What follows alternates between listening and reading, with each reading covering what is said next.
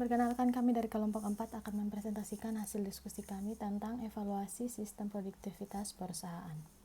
Evaluasi sistem produktivitas perusahaan, laporan perubahan produktivitas. Tugas utama manajer dalam konteks manajemen produktivitas adalah membuat keputusan yang mampu meningkatkan produktivitas dari organisasi yang dikelola itu. Setiap keputusan yang dibuat manajer dalam konteks manajemen produktivitas total harus mampu menyelesaikan masalah produktivitas yang ada. Hal ini membutuhkan pengetahuan tentang analisis masalah produktivitas secara tepat agar akar penyebab timbulnya masalah produktivitas itu dapat dihilangkan. Masalah produktivitas dapat didefinisikan sebagai deviasi atau penyimpangan yang terjadi antara produktivitas aktual dan sasaran produktivitas yang direncanakan atau diharapkan secara mencapai sasaran produktivitas tertentu, atau dapat pula didefinisikan sebagai perubahan produktivitas yang menunjukkan kecenderungan menurun atau tetap sepanjang waktu tertentu. Apabila masalah produktivitas dapat didefinisikan sebagai produktivitas input tenaga kerja, material, energi, dan modal menurun atau tidak mencapai sasaran produktivitas yang diharapkan, maka berbagai informasi penting yang berkaitan dengan masalah itu perlu dikumpulkan. Informasi yang dikumpulkan berdasarkan analisis kualitatif yang didasarkan pada intuisi para manajer atau pengalaman bisnis yang telah dimiliki selama ini, dan analisis kuantitatif yang didasarkan pada fakta atau data aktual. Beberapa pengukuran produktivitas yang telah dilakukan oleh pihak manajemen dari organisasi bisnis itu sendiri. Apabila informasi yang tepat tentang masalah produktivitas yang timbul itu telah diperoleh, keputusan yang efektif untuk meningkatkan produktivitas terus-menerus dapat dilakukan oleh manajer. Menghadapi era globalisasi, di mana persaingan bisnis pasar global menjadi sangat kompetitif, para manajer harus memiliki pengetahuan dan keterampilan manajerial yang cukup agar mampu mengkaji permasalahan bisnis yang timbul secara rasional. Selanjutnya teman-teman bisa lihat pada tabel berikut kerangka kerja evaluasi sistem produktivitas perusahaan. Yang berikut faktor-faktor penyebab penurunan produktivitas perusahaan. Yang pertama, ketidakmampuan manajemen dalam mengukur, mengevaluasi, dan mengelola produktivitas perusahaan. Yang kedua, motivasi karyawan yang rendah karena sistem pengakuan dan penghargaan yang diberikan tidak berkaitan dengan produktivitas dan tanggung jawab dari karyawan. Yang ketiga, pengiriman produk yang sering terlambat karena ketidakmampuan memenuhi jadwal yang ditetapkan, sehingga mengecewakan pelanggan. Yang keempat, peningkatan biaya-biaya untuk proses produksi dan pemasaran. Yang kelima, pemborosan penggunaan sumber daya material, tenaga kerja, energi, modal, waktu, dan informasi. Yang keenam, terdapat konflik dan hambatan dalam tim kerja yang tidak terpecahkan, sehingga menimbulkan ketidakefektifan dalam kerjasama. Yang ketujuh, ketiadaan sistem pendidikan dan pelatihan bagi karyawan untuk meningkatkan pengetahuan tentang teknik-teknik peningkatan kualitas dan produktivitas perusahaan.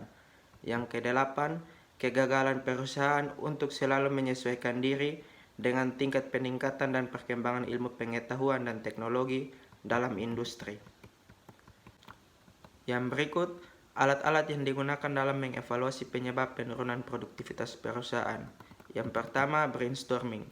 Brainstorming membantu membangkitkan ide-ide alternatif dan persepsi dalam satu tim kerja yang bersifat terbuka dan bebas. Brainstorming dapat digunakan berkaitan dengan hal-hal berikut. Yang pertama, menentukan penyebab yang mungkin dari penurunan produktivitas perusahaan dan atau solusi terhadap masalah produktivitas itu. Yang kedua, memutuskan masalah produktivitas apa yang perlu diselesaikan. Yang ketiga, anggota tim merasa bebas untuk berbicara dan menyumbangkan ide-ide mereka. Yang keempat, menginginkan untuk menjaring sejumlah besar persepsi alternatif. Yang kelima, Kreativitas merupakan karakteristik outcome yang diinginkan. Yang keenam, fasilitator dapat secara efektif mengelola tim. Alat yang kedua yaitu bertanya mengapa beberapa kali atau 5 why.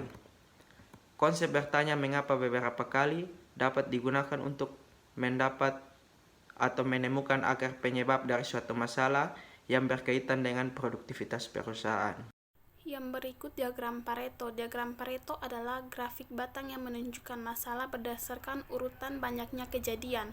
Masalah yang paling banyak terjadi ditunjukkan oleh grafik batang pertama yang tertinggi serta ditempatkan pada sisi paling kiri, dan seterusnya sampai masalah yang paling sedikit terjadi ditunjukkan oleh grafik batang terakhir yang terendah serta ditempatkan pada sisi yang paling kanan. Pada dasarnya, diagram Pareto dapat dipergunakan sebagai alat interpretasi untuk yang pertama, menentukan frekuensi relatif dan urutan pentingnya masalah-masalah atau penyebab-penyebab dari masalah yang ada. Yang kedua, memfokuskan perhatian pada isu-isu kritis dan penting melalui pembuatan ranking terhadap masalah-masalah atau penyebab-penyebab dari masalah itu dalam bentuk yang signifikan. Yang berikut langkah-langkah membuat diagram Pareto.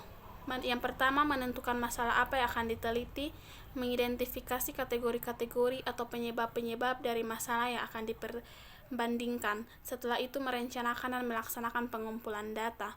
Yang kedua, membuat suatu ringkasan daftar atau tabel yang mencatat frekuensi kejadian dari masalah yang telah diteliti menggunakan formulir pengumpulan data.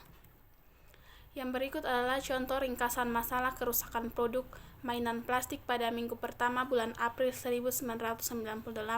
Teman-teman bisa melihat tabel yang ada pada slide.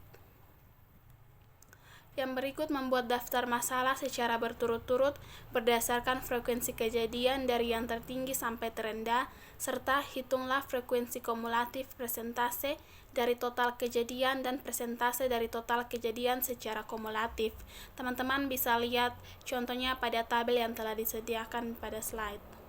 Selanjutnya, memutuskan untuk mengambil tindakan perbaikan atas penyebab utama dari masalah yang sedang terjadi. Teman-teman bisa lihat diagram Pareto masalah kerusakan produk mainan plastik pada minggu pertama bulan April 1998 yang sudah disiapkan oleh kelompok kami. Selanjutnya, diagram sebab akibat adalah suatu pendekatan terstruktur yang memungkinkan dilakukan suatu analisis lebih terperinci dalam menemukan penyebab-penyebab suatu masalah. Ketidaksesuaian dan kesenjangan yang ada, pada dasarnya diagram sebab akibat dapat digunakan untuk yang pertama, membantu mengidentifikasi akar penyebab dari suatu masalah produktivitas.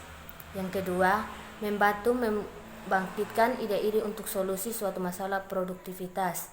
Yang terakhir, membantu dalam penyelidikan atau pencarian fakta lebih lanjut berkaitan dengan masalah produktivitas. Bentuk umum diagram sebab akibat. Teman-teman bisa lihat slide yang terakhir, diagram sebab akibat. Sekian dan terima kasih.